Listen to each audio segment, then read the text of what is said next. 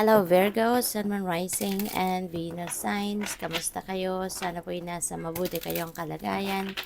Welcome back po sa Star Tarot. At kung bago kayo rito, welcome din po kayo.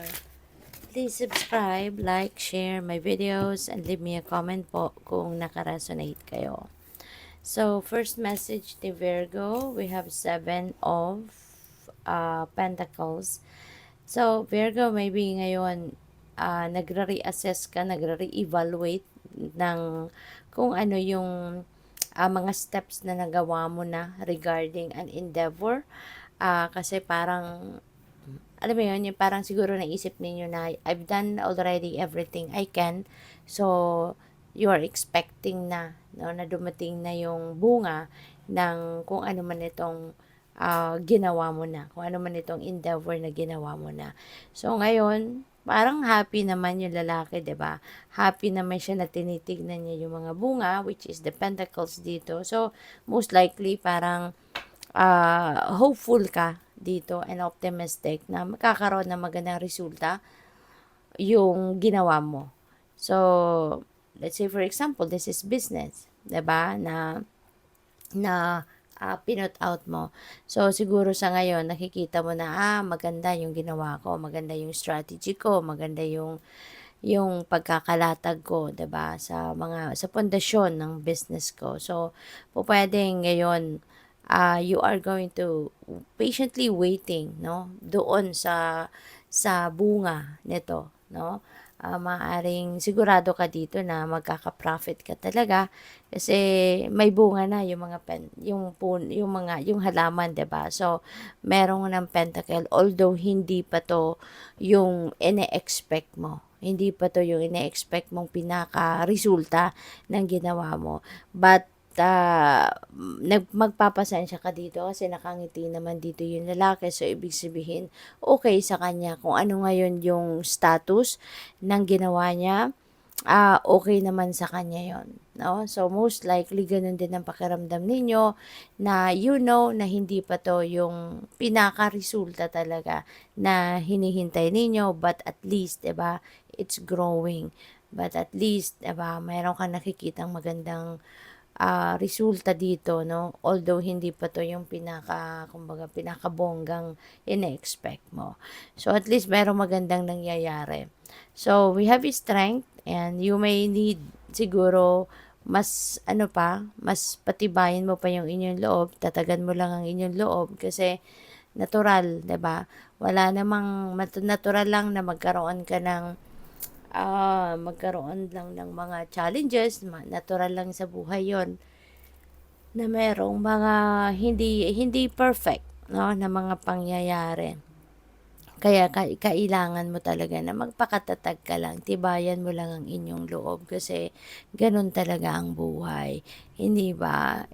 Nothing is perfect, 'di ba? Nothing is perfect and no one is perfect. Only God is perfect. Kaya kailangan mo lang na magpakatatag para kung meron mang mga imperfections, merong mga flaws, or meron mang mga challenges. So, hindi gano'n, hindi ka masyadong, alam mo 'yun, mahihirapan kasi alam mo, 'di ba? Alam mo na normal, no, ang merong mga gano'n sitwasyon. Kaya kailangan mo lang na tatagan ang inyong loob, huwag kang panghinaan, ano, na kung hindi nangyayari ang mga expectations mo, give up ka na, 'di ba? So, kailangan mo lang ng pasensya, and kailangan mo ng tibay ng loob, no, para malagpasan mo 'to, yung mga imperfections sa buhay, mga challenges sa buhay.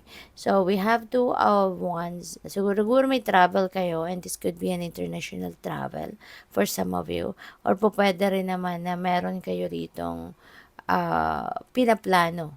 No, meron kayong pinaplano na po pwedeng link sa pagta-travel din or maybe more plans sa mga bagong endeavor na gusto mong gawin, no? So, you're making plans, you are envisioning siguro dito kung ano man yung mga gusto mong mangyari or meron kang mga pinapangarap, something like that. So, this is the time na siguro pinag-iisipan mo kung paano mo yan gagawin. Maaaring ngayon pinag-iisipan mo kung anong diskarte na gagawin mo for that, no? So, by the way, maraming salamat for subscribing to my channel, and if you haven't subscribed yet, subscribe na po kayo. And also, maraming salamat din for not skipping the ads kasi malaking bagay po yan sa akin. And please click the join button din sa baba ng video po kung gusto po ninyo na mag-join sa membership. Salamat! So, we have the captain, ayan, taking command and teamwork. So, siguro sa ngayon, you will be working in a team. No? Maaaring meron ditong collaboration na gagawin kayo. This could be sa mga projects na ginagawa ninyo or gagawin. Baka meron kayong mga kakolab, meron kayong mga makakasama, mga makakatrabaho, and you will be siguro you will be working in a team. So you will be more appreciative ngayon sa tulong ng iba na pwedeng ihain din sa inyo, 'di ba? So kung dati komportable ka na nagtatrabaho ka mag-isa, but now, 'di ba? Baka matututo na kayo na tumanggap din ng tulong ng iba, matututo na din kayo na mag-appreciate din ng mga talento or skills and spiritual gifts na meron din ang iba na siya din namang i-offer sa iyo na pwede makatulong sa iyo. So, we have determination and certainty. So, this is good na kung ano man dito ngayon yung pinaplano ninyo, you are going to plan that and you are going to do that na kayo with all determination. 'Di ba? Kaya kung ano man yan, for sure, pagtatagumpayan mo yan. Kasi pinagpaplanuhan mong maigi, sinasasamahan mo ng determinasyon, sasamahan mo ng sipag, tiyaga, focus, So, with that, at saka tibay ng loob, diba, lakas ng loob. So, walang hindi mo mapagtatagumpayan kapag ganun, pinagsama-sama ninyo lahat ng mga traits mong yan.